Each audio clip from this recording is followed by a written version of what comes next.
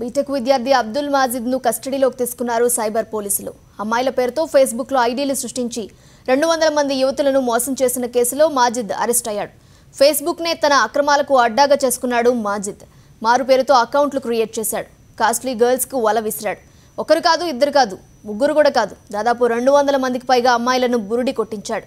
Blackmail చేసి డబ్బులు గుంజాడు. ఓ అమ్మాయి ఫిర్యాదుతో మాజిద్ బండారం బట్టబయలైంది.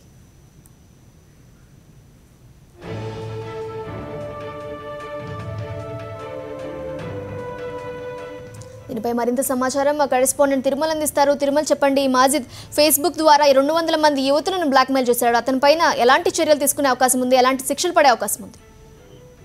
అబ్దుల్ మాజిద్ గత వారం రోజుల క్రితం ఏదైతే సోషల్ నెట్వర్క్ ఫేస్బుక్ లో వివిధ పేర్లతో హిందూ, ముస్లిం, క్రిస్టియన్ ఇలా వివిధ రకాల మతాలకు సంబంధించినటువంటి పేర్లతో ఐడీలు క్రియేట్ చేయడంతో పాటు ఆ ఫేస్బుక్ లో ఉన్నటువంటి ప్రధానంగా స్కూల్ పిల్లలనే టార్గెట్ గా చేసుకుని దాదాపు 200 మంది అమ్మాయిలను ఫేస్బుక్ లో ద్వారా వేధించుతున్నటువంటి అబ్దుల్ మాజిద్ ని గురువారం రోజు సైబరాబాద్ ఎస్ఓటి పోలీసులు అతన్ని అదుపులోకి తీసుకోవడం జరిగింది. అతన్ని అరెస్ట్ చేసిన అనంతరం అతని పైన ఇప్పటికీ ఇంకా ఫిర్యాదులు కొనసాగుతాయండి. అయితే అతన్ని గురువారం రోజు అరెస్ట్ చేసినటువంటి సైబర్ క్రైమ్ పోలీసులు రిమాండ్ తరలించడం జరిగింది.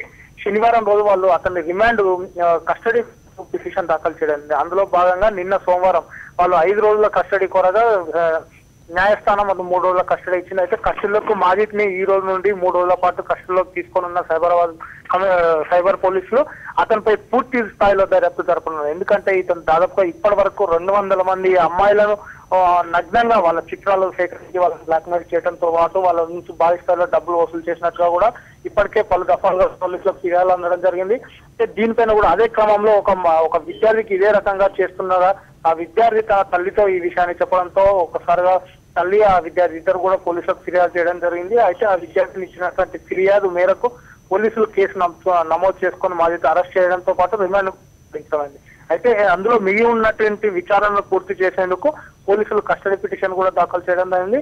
పోలీసులు దాఖలు చేసినటువంటి కస్టడీ పిటిషన్ పై స్పందించినటువంటి న్యాయస్థానం 3 రోజుల పాటు కస్టడీ అనుమతినిస్తూ ఆదేశాలు ఇవ్వడం జరిగింది. Thank you Tirumala.